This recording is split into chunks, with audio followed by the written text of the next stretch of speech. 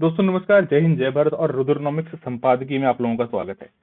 तो चलिए आज के द हिंदू के दो जो मेन लीड एडिटोरियल्स आ रखे हैं उनको डिस्कस करते हैं। बट उससे पहले आपको एक बार याद दिला दूं कि यूपीएससी ने जो है अपने 2026 सिविल सर्विसेज परीक्षा की नोटिफिकेशन जो है वो जारी कर दी है। आप upsc.nic upsconline.nic.in पे जाके चेक कर सकते हैं। हमने इसके बारे में एक वीडियो जो है वो भी अलग से पोस्ट कर दिया है, तो आप वो भी जाके चेक कर सकते हैं। ऑप्शनल के बारे में क्या डिटेल्स हैं वो सारी वहां हमने बात की है। चलिए शुरुआत करते हैं। पहला आर्टिकल जो है that is India's industrial shift electrons over molecules. एक तो इस आर्टिकल के बारे में बात करेंगे और दूसरा जो है बात करेंगे यूएस ट्रेड डील के ऊपर जो हिंदू का एडिटोरियल है। तो ये दो मेन आज हमारे डिस्कशन के एरियाज रहने वाले हैं। सबसे पहला आर्टिकल जो है वो बात करता है बेसिकली कि कैसे जो है हमें शिफ्ट करना है, जिसको ऑथर किया गया है श्रीकांत माधव वैद्य साहब द्वारा, जो कि एक वेटरन इंडियन एनर्जी टेक्नोक्रेट हैं, जो इनकी अवेलेबल डोमेन पब्लिक डोमेन में इंफॉर्मेशन है, एनर्जी स्ट्रैटेजिस्ट हैं और आईओसीएल के जो है एक फॉर्मर चेयरमैन भी हैं।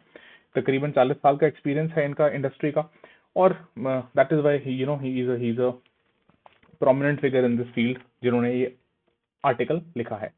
चलिए शुरुआत में ऑथर क्या कहते हैं, कंपेयर करते हैं बेसिकली कहाँ कहाँ पे क्या क्या चीजें हुई दुनिया भर में, और कहते हैं कि दुनिया की जो फैक्ट्रीज हैं, चाहे ईंटे की भट्टियां हो या ट्रक्स हो, अलग अलग ये पावर्ड किए गए मॉलिक्यूल द्वारा। यानी मॉलिक्यूल्स का कैसे कहते हैं कि ऑयल, कोल, गैस, इस सब के द्वारा जो है हीट और मोशन जनरेट करने के लिए।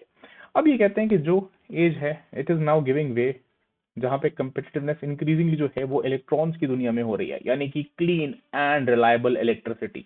यानी कि ये दर्शा रहे हैं कि एक तरफ मॉलिक्यूल्स से दुनिया का शिफ्ट टुवर्ड्स इलेक्ट्रॉन्स, जो मेन इनका यहाँ पे फोकस है, जो कि क्लीन है और रिलायबल है, यानी कि जो कह सकते हो आपके ग्रीन फॉर्म्स ऑफ एनर्जी की तरफ इनका फोकस है। फिर ऑथर कहते हैं कि नेशन जो है वो काफी तेजी से मूव कर रहे हैं इस दिशा में, मॉलिक्यूल्स से शिफ्ट होने की टुवर्ड्स इलेक्ट्रॉन्स, ना सिर्फ एमिशंस को कट करने के लिए बल्कि सप्लाई चेन्स, कैपिटल और जॉब्स इनको भी जीतने के लिए। यानी जैसे कि आपने देखा, इसका एग्जांपल एक आगे ये कोट भी करते हैं कि यूरोपियन यूनियन ने अपना कार्बन टैक्स लगा दिया।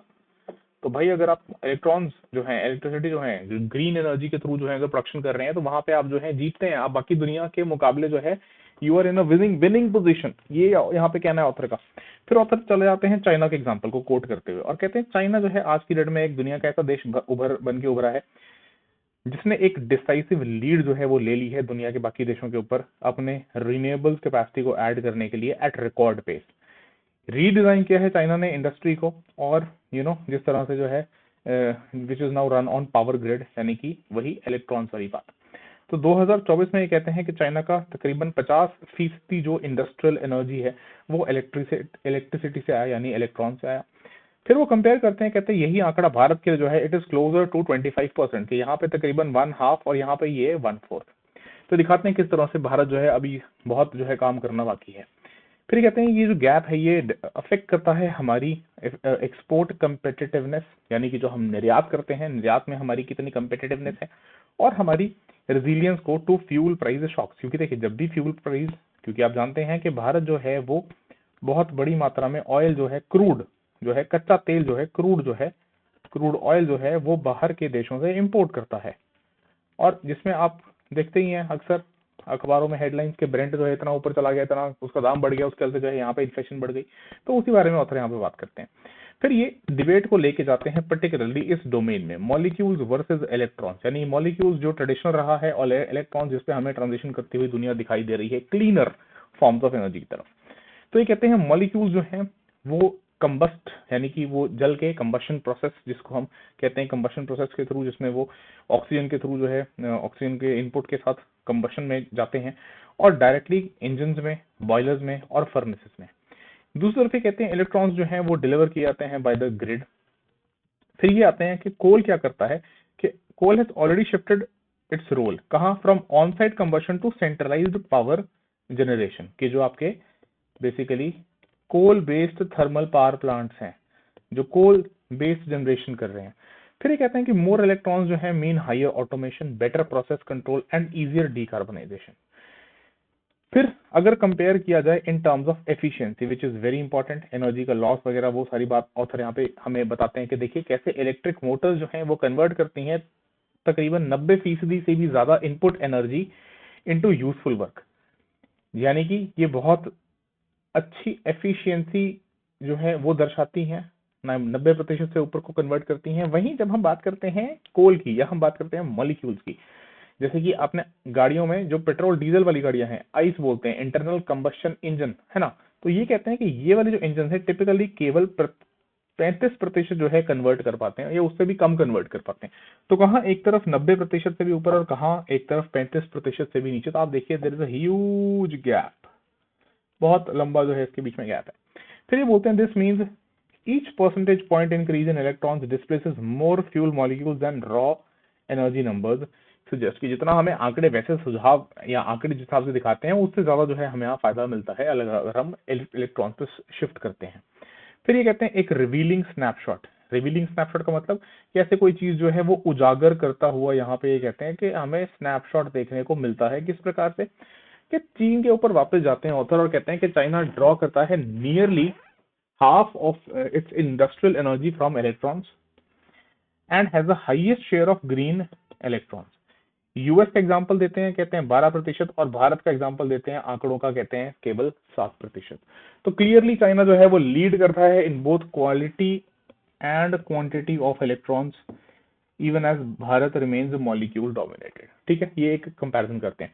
देखिए ये सारा जो डेटा है, ये डेटा आपके प्री के पर्सपेक्टिव से भी इंपॉर्टेंट है। देखिए मैं एक बात साफ स्पष्ट आपको बता दूं कि जब हम एडिटोरियल्स देखते हैं, एडिटोरियल्स जो हैं वो मेंस के पर्सपेक्टिव से तो आपको रॉ पॉइंट्स देते हैं, ठीक है, मेंस के पर्सपेक्टिव से, लेकिन कई दफा ये आंकड़े जो हैं ये आपके प्री में डायरेक्टली इनडायरेक्टली किसी ना किसी प्रकार से हेल्पफुल हो सकते हैं। मैं ये नहीं कह रहा कि डायरेक्टली यूपीएससी प्रीलिम्स में ये पूछ लेगा आपसे, लेकिन कई बार क्या होता है कि हमें एलिमिनेट करने के लिए जब हम ऑप्शंस को देख रहे हैं तो हमें हमें हो सकता है एक या दो ऑप्शन एलिमिनेट करने में ये डेटा कहीं ना कहीं हेल्प कर दे, अगर मान लीजिए उस ऑप्शन में हमें वैसा कुछ कोई चीज मिल जाए।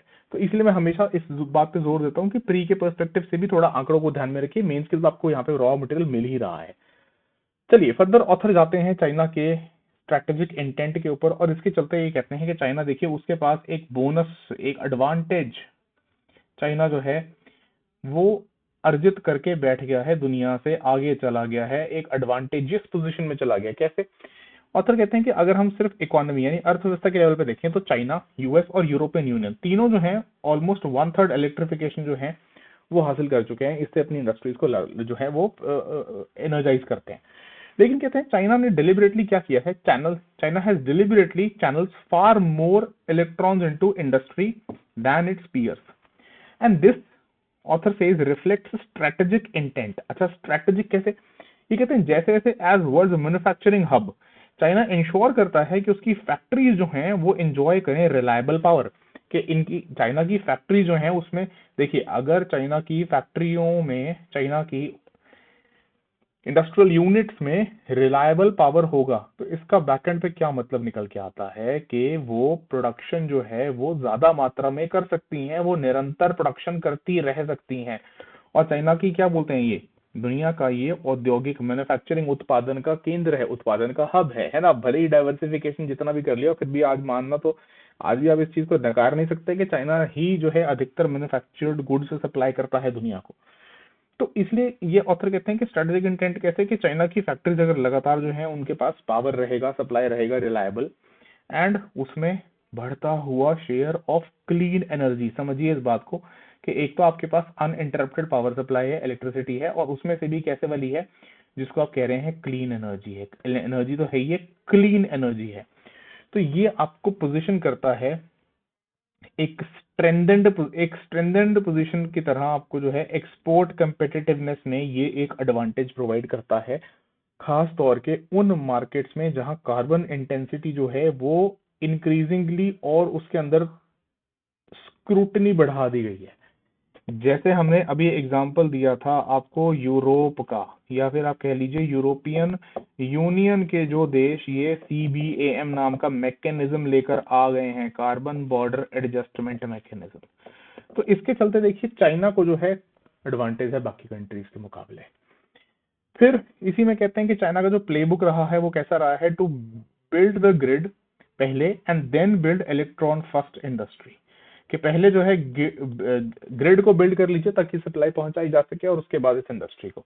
तो 2010 से ऑथर ट्रेस करते हैं और कहते हैं चाइना ने जो है भयंकर पैसा जो है इस जनरेशन के अंदर जो है पंप किया है, अल्ट्रा हाई वोल्टेज ट्रांसमिशन के अंदर, फ्लेक्सिबल सबस्टेशन और ग्रिड स्केल स्टोरेज।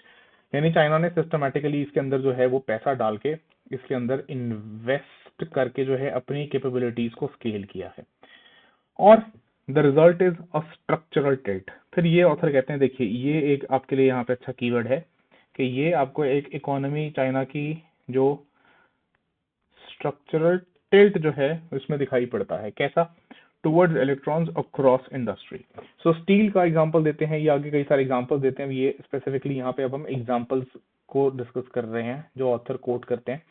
तो पहले तो कहते हैं देखिए स्टील के अंदर जो है उसमें भी चाइना ने अपना ये चीज बढ़ाई है, ठीक है, कि electric arc furnace steel 44 million ton से बढ़ा के 106 मिलियन टन 2010 से 2024 14 सालों के अंदर अंदर।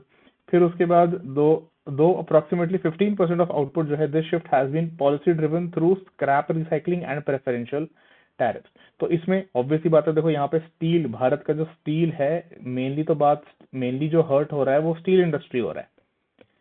कि अगर आप अभी भी यहाँ पे कार्बन ब्लास्ट फर्नेसेस जो हैं, कार्बन को यूज कर रहे हैं, तो जो है आप you lose on competitive exports, जहाँ पे चाइना जो है आपसे आगे निकल जाएगा, ये निकल ही रहा है, निकलता हुआ दिख रहा है।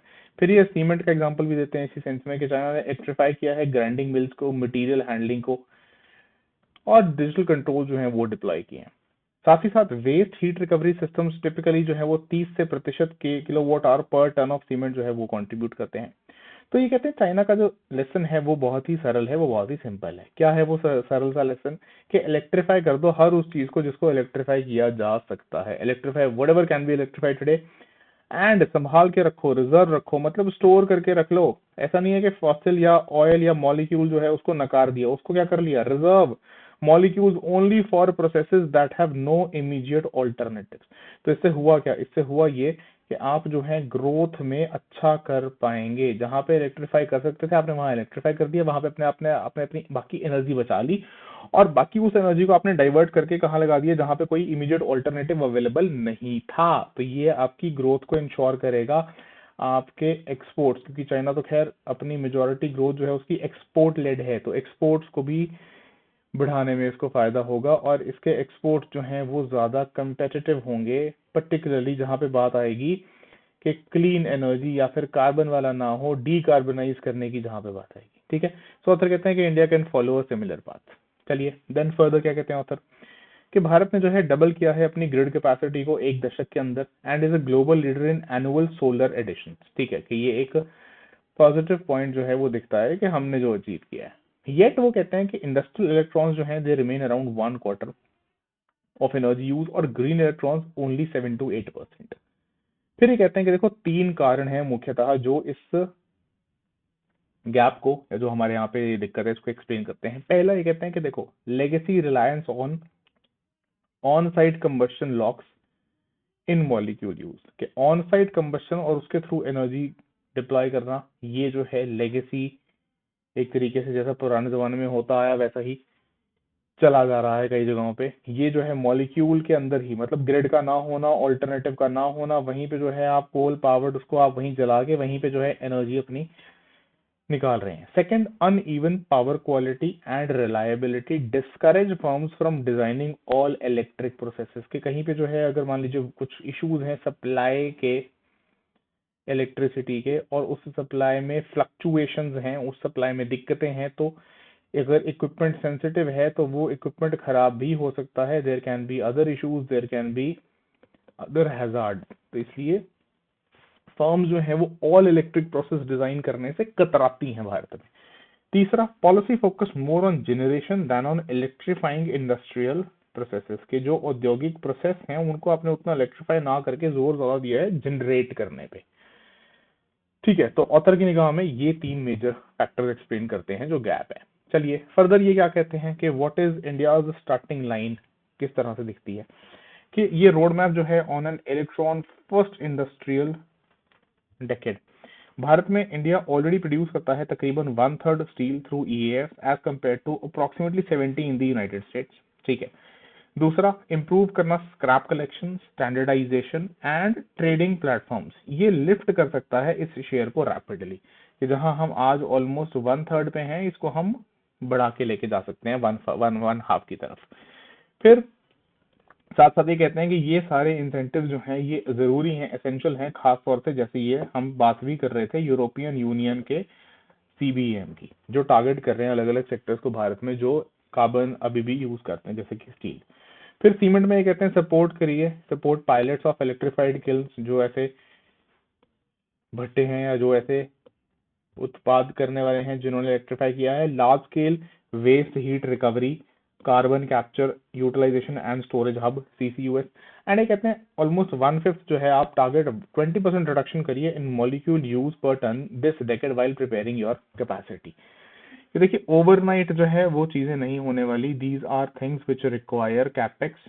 देखिए इसी में फिर वही बात आती है ना कि फिर जो है दुनिया जो है उसको प्रॉब्लम हो जाती है कि कैपेक्स सरकार जब बढ़ाती है, क्योंकि अगर आपको इन प्रोसेसेस में इन्वेस्ट करना है, अगर आपको अपने वैसे इंफ्रास्ट्रक्चर को रेडी करना है, तो आपको अपना कैपेक्स करना पड़ेगा, right.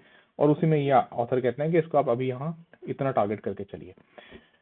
Then further he says कि अगर एमएसएमई की बात की जाए on the micro small and medium enterprises, तो इस पे कहते हैं कि most run on coal boilers and diesel gensets, diesel generator sets, ठीक है।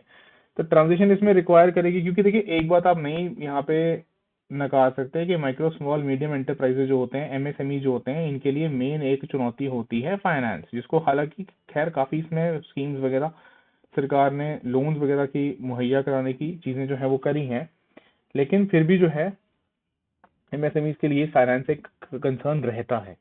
तो आपको कंसेशनल फाइनेंस, इलेक्ट्रिक बॉयलर्स के लिए, इंडक्शन फर्नेसेस के लिए, pooled procurement of renewable power purchase agreements and technical assistance, ये सारा जो है has to come in the form of you can say support, कि ये जो है सपोर्ट जो है वो चाहिए रहेगा, ऐसे ही एमएसएमई इतनी आसानी से ट्रांजिट शायद ना कर पाए। देन फिर चाइना का वो जो डिजिटलाइजेशन वाला पॉइंट था उसके ऊपर आते हैं ऑथर और कहते हैं कि this must be embed in new industrial clusters, कि जो आप न्यू इंडस्ट्रियल क्लस्टर्स लगा रहे हैं वहां पे ये एम्बेड हो।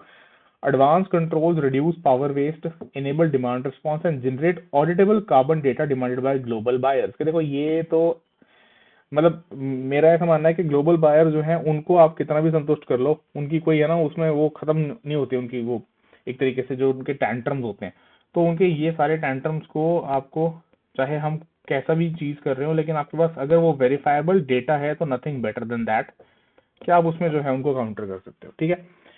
चलिए देन फर्दर ये कहते हैं why does this matter beyond climate, कि चलिए जो पूरा पर्यावरण वाला जो डिबेट है, जो एनवायरमेंट वाला एंगल है वो तो है, नो डिनाइंग दैट, लेकिन उसके बियॉन्ड क्यों मैटर करता है, तो उसमें 3 रीजन देते हैं। पहला कहते हैं कि कंपेटिटिवनेस, एज ग्लोबल बायर्स जो है वो इंक्रीजिंगली डिमांड कर रहे हैं लो कार्बन मैन्युफैक्चरिंग, ठीक है। खैर इनके पास कोई भी मॉरल स्टैंडिंग नहीं है, ये ग्लोबल बायर्स के पास, उन्होंने खुद जो सत्यानाश किया है पर्यावरण का सबसे सबको मालूम है वो, बट स्टिल चलिए।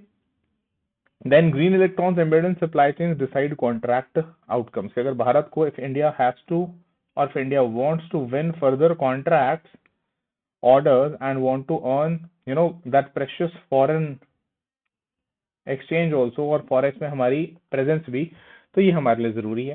सेकंड, सिक्योरिटी, कि shifting heat and motion to domestically produce electricity हमारा एक्सपोजर कम करता है to imported oil and gas price shocks, कि अगर इसमें देखिए इसमें ना ये थोड़ा सेल्फ रिलायंस वाला या फिर जिसको आप कहते हैं आत्मनिर्भर वाला एंगल जो है वो निकल के आता है, आत्मनिर्भरता वाला।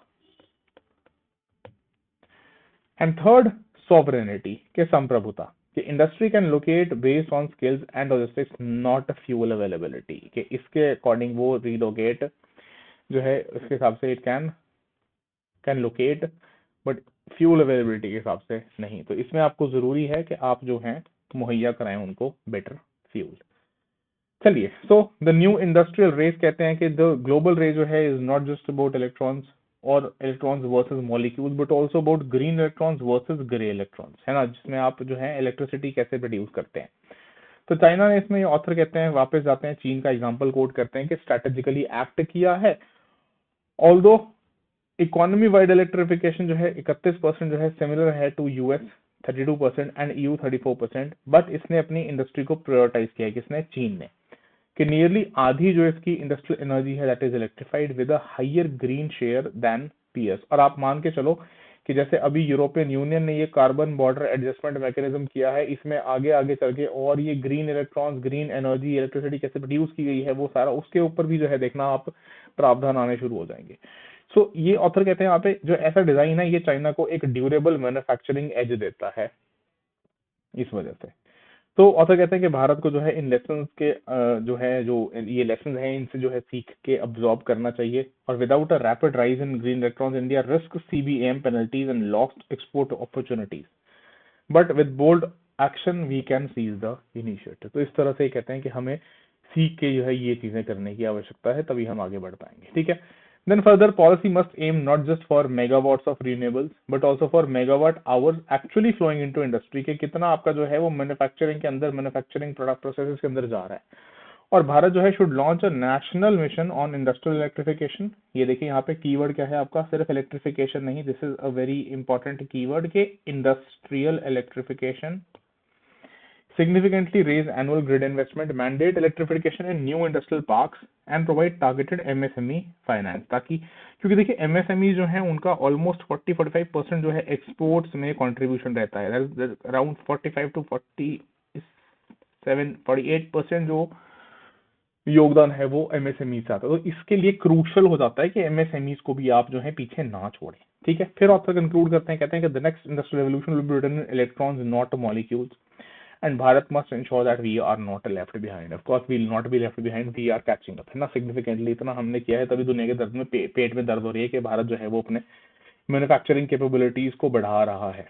चलिए, तो ये हुई इस बारे में बात। अब आते हैं द हिंदू के दूसरे लीड पे, जो मुझे लगता है रेलेवेंट है आपके। ये तो पूरा का पूरा एक तो इंटरनेशनल रिलेशंस वाला जो पार्ट है एंड वेरी इंपॉर्टेंटली जो इकोनॉमी वाला पार्ट है, जिसमें हम इंटरनेशनल इकोनॉमिक्स में बात करते हैं ट्रेड की एंड ट्रेड एंड टैरिफ्स की, जो आपके tariff barriers and non tariff barriers की है, तो उस पर्टिकुलर पार्ट में इंपॉर्टेंट है। So and in sight US trade deal gives hope that tariff ordeal may be over soon, ठीक है। चलिए, so before getting into this let me give you a quick snapshot of what is the data as of date what we have. तो देखिए अभी announce किया गया America के राष्ट्रपति डोनाल्ड ट्रंप के द्वारा, ट्रंप ने आगे कहा अपने उस है ना अपने उस क्या बोले उसको टिपिकल स्टाइल में कि जो ट्रंप को वाहवाही बटोरने की आदत है कि हमने भारत के साथ, my dear friend prime minister Modi, है ना, I have great camaraderie with him and all those things. तो ये देखिए अब मेजरली जो है इंडिया जो है वो काफी नीचे आ गया है टैरिफ्स में। कहाँ हम जो है स्टैंड कर रहे थे 50% पे, एंड ये एक बार बोल रहा था 500% लगाऊंगा, फिर बोल रहा था 25% और लगा दूंगा, है ना। अब नाउ ट्रंप को समझ में आया है कि भारत जो है वो कितनी तेजी से, चाहे यूरोपियन यूनियन के साथ ट्रेड डील हो, चाहे ऑस्ट्रेलिया के साथ हो, चाहे न्यूजीलैंड के साथ हो, चाहे ओमान के साथ हो, चाहे ब्रिटेन के साथ हो, सबके साथ जो है ट्रेड डील करके बढ़ता जा रहा है और हम जो है साइड में ऐसे गधों की तरह बैठे हुए दिख रहे हैं, राइट। सो दे डिसाइडेड कि हाँ ठीक है, let's get into talking terms and let's negotiate. तो नेगोशिएट करके अभी खैर फाइनल डील तो साइन नहीं हुई है, आप इस बात पे ध्यान रखिए, अभी डील जो है उसके बारे में बात नहीं है, ठीक है। बट ये देखिए बाकी 15 और उसके बाद हम यहाँ 18, बाकी सारे 19, 20, 34, है ना, चाइना के ऊपर तो अभी भी 34 लेके ये बैठे हुए हैं। चलिए, तो ऑथर स्टार्ट कैसे करते हैं, कहते हैं कि यूएस का ट्रेड डील जो है वो होप, उम्मीद जगाता है कि टैरिफ्स ऑर्डियल जो है वो जल्दी खत्म होगा। तो ये न्यूज निकल के आया जिसको हमारे कॉमर्स मिनिस्टर ने भी जो है कंफर्म किया कि ये जो है बहुत ही एक इट ब्रॉट पैल्पेबल रिलीफ जो है ना, to lot of Indian industries. But इसमें ऑथर कहते हैं या जो एडिटोरियल वो कहता है कि it comes with persistent and important questions, ठीक है, which remain unanswered despite a press statement. अब देखो अब ऑब्वियसली यार अभी जो है ऑनरेबल मिनिस्टर ने ये बात क्लियर करी है कि डील जो है अभी इंक नहीं हुई है, अभी डील जो है फाइनल साइन नहीं हुई है, उसके लिए you have to wait, right. तो ऑब्वियसली डिटेल्स उसके बाद ही बाहर आएंगी। चलिए, फिर इनिशियल अनाउंसमेंट है मीडिया के थ्रू कि जहाँ पे सोशल मीडिया पे प्रेसिडेंट ने, यूएस प्रेसिडेंट ने आके बोला, और इसमें एडिटोरियल कहता है कि ये डिपार्चर है, ठीक है। चलो, मतलब मैं इसको ऐसे देखता हूँ कि भाई अब 50% की इम्पोजिशन किसने अनाउंस की थी, कौन अनाउंस करेगा, जो लगा रहा है वही अनाउंस करेगा ना। तो वहां पोर्टस ने आके अनाउंस किया था ट्रंप ने, तो उसको अगर कम कर रहा है तो वो भी कौन अनाउंस करेगा, ट्रंप अनाउंस करेगा। अरे भाई डील थोड़ी हो गई है अभी, ठीक है। तो इस बात को थोड़ा ध्यान में रखो। चलो, तो ये पॉइंट तो खैर बस वैसे ही एक क्रिटिसिज्म ही दिख रहा है। सेकंड आगे क्या बोलता है अखबार, एडिटोरियल के announcement of US tariff on Indian imports being cut to 18% from existing 50 is certainly welcome. However, there is no clarity on when this would be implemented. अरे भैया डील होगी तभी तो उसके साथ ही इम्प्लीमेंट होगा ना। चलो देन के ट्रम्प ने कहा they would be cut immediately, but जो हमारे मिनिस्टर हैं commerce, honourable commerce minister of commerce में जो कैबिनेट मिनिस्टर उन्होंने कहा कि details will be shared soon. Further also considerable ambiguity over whether there is a first tranche mini deal or larger bilateral trade agreement, है ना, a limited deal affecting only tariffs or something in between। तो मतलब editorial हर चीज पे question mark लगा रहा है। अरे भाई सब्र रखो थोड़ा, डील हो तो जाने दो एक बार, उसके बाद डिटेल्स जो है वो बाहर आई जाएंगी। देन फर्दर ट्रंप ने असर्ट किया कि पोटस ने असर्ट किया कि prime minister Modi has agreed to stop buying Russian oil must be addressed. अब देखो ये जो है ट्रंप को the world has now known कि ट्रंप जो है वो किस हिसाब से ब्लफ मास्टर की तरह एक गेम खेलते हैं दुनिया के साथ, कि वो जो है कुछ भी बोल देते हैं जाके, और उनके खुद के एडमिनिस्ट्रेशन के लोग जो है सरप्राइज होते हैं कि what the president has said and that is you know far from fact. आंकड़े कुछ हैं, फैक्ट्स कुछ हैं, तथ्य कुछ हैं और प्रेसिडेंट ने बोल कुछ दिया। तो इसमें देखो अब सीधी सीधी बात है कि अगर हम अभी का डेटा भी चेक करें फरवरी एंड मार्च का, तो ऑलरेडी जो है भारत ने वो बुक कर रखी है रशिया से अपनी ऑयल सप्लाईज, जो कि मार्च में भी डिलीवर होंगी। ठीक है, पहली बात। दूसरी बात, अगर मान लो हम रिप्लेस करने की सोच भी रहे हैं वेनेजुएला से, तो भैया वेनेजुएला से जो है अभी 5 साल तक कोई तेल नहीं निकलने वाला। वेनेजुएला का जो तेल है that is sour, that is sour. ठीक है, मतलब उसके जो प्रोसेसेस हैं वो बहुत ज्यादा कम्बरसम है, वो कोरोसिव होते हैं। तो उसमें और इसमें भी ऐसा होता है कि आप ऐसा समझ के चलो जैसे खारा तेल और मीठा तेल। ठीक है, just for your easy understanding उसको ऐसे बोल सकते हो कि खारा तेल और मीठा तेल। तो मीठा तेल का मतलब ये होगा कि उसकी प्रोसेसिंग जो है वो इजी थोड़ी होगी, वो उतना क्रोसिव नहीं होता। ये जो वेनेजुएला वाला तेल है, इसमें अमेरिका की खुद की कंपनी जो है वो कतरा रही है, क्योंकि उसमें बहुत ही ज्यादा इन्वेस्टमेंट जो है वो चाहिए रहेगा, राइट। सो हमारी तरफ से इसके ऊपर कोई बात नहीं आई है। देन फिर ये अपने आप ही एड्रोल जो है वो इस नेक्स्ट उस पर चला जाता है कि अगर मान लो हम बंद कर देते हैं रशियन तेल लेना, तो वो भारत को जो है ऑल्टरनेटिव ढूंढने पे मजबूर करेगा। कितना? 1/3 ऑफ इट्स ऑयल इंपोर्ट के 1/3 जो भी हम रशियन से लेते हैं। तो ऐसा होने तो वाला नहीं ही है। एंड हमारे रशिया के साथ इसके चलते जो है संबंधों पे भी एक जो है परछाई पड़ेगी, विच इज अब यहाँ पे बोलते हैं long time friend critical supplier of defence equipment. ठीक है, तो that of course the you know required parties must have this in their mind। चलो, then such a move would announce a very definite realignment for India। मतलब ये ख्याली पुलाव पकाई जा रहा है एडिटोरियल यहाँ पे। चलो खैर डिस्कस कर लेते हैं। Definite realignment for India in that light deserves to be discussed in the parliament first. हाँ, तो पार्लियामेंट पहले ले जाओ, सरकार बाद में। उसको सरकार मतलब दिस इज चलो छोड़ो। Then similarly buying more Venezuela crude oil comes with its own refining challenges. ये तो मैंने आपको बता ही दिया। ठीक है, मतलब ये सारा ना all of these arguments are hanging in the air. ऐसा कुछ भी जो है कहीं पे भी कोई ऑफिशियल कंफर्मेशन नहीं है। So please take it with a lots and lots of salt, not a pinch but lots of salt. Next author कहते हैं कि देखो there is also question of what India has committed to the Americans in terms of tariff concession, investment and purchase orders. तो इस पे कहते हैं कि ऑल्दो जो है हमारी तरफ से अश्योरेंस दिया गया कि सेंसिटिव एग्रीकल्चरल आइटम जो है डेयरी जो है उसको बाहर रखा गया है। ये तो खैर यूएस ने भी बोल दिया, उनके एडमिनिस्ट्रेशन ने भी कंफर्म किया इस चीज को। But government has been silent despite several significant assertions made by Trump and his team. ठीक है, then further author says के जो ये while the final stage of detailing are still to be completed as the minister has said and at the light of the light at the end of the tunnel has already buoyed Indian stock market। देखो obvious सी बात है कि इसको लेकर जो है there is already a cheer कि हाँ उठा है हमारा रूपी, has bolstered broad special CO2 जो सबसे affected sectors थे, labor intensive sectors such as textile, apparel, footwear, leather, engineering goods, है ना, जो इससे हर्ट हो रहे थे। So these sectors already stand to gain from the India EU trade deal which the minister has assured will come into effect this year. के एक तो यूएस के साथ अगर ये डील और इसकी डिटेल्स फाइनल बाहर आती हैं, वेरी गुड, बहुत अच्छी बात है, रिलीफ मिलता है। एंड यूरोपियन यूनियन के साथ जो 27 देश हैं और जो उनका वेटिंग का प्रोसेस कंप्लीट होने के बाद वो इफेक्ट में आ जाएगा। चलिए, then tariffs they will face in the US will likely still be slightly higher than those enjoyed by competitors in the Southeast Asian countries, क्योंकि उनके पास MFN स्टेटस है। तो चलो ठीक है, अब जो है हमारे पास हम उसी पे वो कर सकते हैं। लेकिन हाँ ये जरूर है कि MFN, अच्छा बट इसमें देखो एक चीज और दिमाग में डाल के चलो कि अगर हो सकता है कि हमने भी तो उनके ऊपर टैरिफ जो है 30% लगा रखे थे, तो इसमें एक बार्गेनिंग चिप जो है हो सकता है कि अभी स्टिल, क्योंकि अभी डील जो है वो उसके सारे डिटेल्स और डील अपने आप में इंक नहीं हुई है, तो ये कितना रहता है remains to be seen. But हाँ ठीक है, साउथ ईस्ट एशियन नेशंस को जो है थोड़ा ज्यादा फेवर्ड ट्रीटमेंट हमने वो देखा कि कोरिया के ऊपर भी टैरिफ वहां पे कम था। देन इट्स ऑथर कहते हैं कि yet the new deal stands for certainly enhancing their competitiveness and the targeted announcement जो बजट 2026-27 में किया गया should also help bridge this narrower gap. हाँ देखो, इसमें एक अनाउंसमेंट तो बहुत ही, जिसको भी ये द हिंदू के एक कल के एडिटोरियल ने क्रिटिसाइज भी किया था कि फाइनेंस मिनिस्टर ने बोला कि एक वन टाइम का स्पेशल अरेंजमेंट जो है, स्पेशल आप कह सकते हो परमिशन या स्पेशल अरेंजमेंट जो है वो भी ग्रांट किया गया है किनको, वो ऐसी यूनिट्स जो SEZ में ऑपरेट करती हैं कि वो सिर्फ एक बार के लिए, ओनली फॉर वन टाइम, वो डोमेस्टिक टैरिफ एरिया में अपना सामान जो है वो बेच दें भी। ठीक है, क्योंकि उनका वो सारा सामान जो है अमेरिका में जाता था, अमेरिका में टैरिफ की वजह से दिक्कत हुई और वहां उतना सामान उनका बिका नहीं, तो वो जो है लॉस्ट ना हो इन्वेंट्री, तो उसको बस एक वन टाइम स्पेशल अरेंजमेंट के तहत जो है उसको यहाँ पे सेल करने के लिए अलाउ किया गया है। ठीक है, so that is how the author has concluded, but I will still suggest कि let's wait for the final deal to be signed and the details to be come out। उसके बाद इसको जो है इसकी बारीकियां देखेंगे कि what exactly has India gained and what US has gained from it।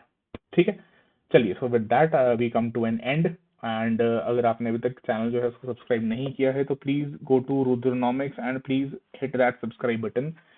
It gives a lot of motivation to us to keep coming up with such analysis जो कि थोड़े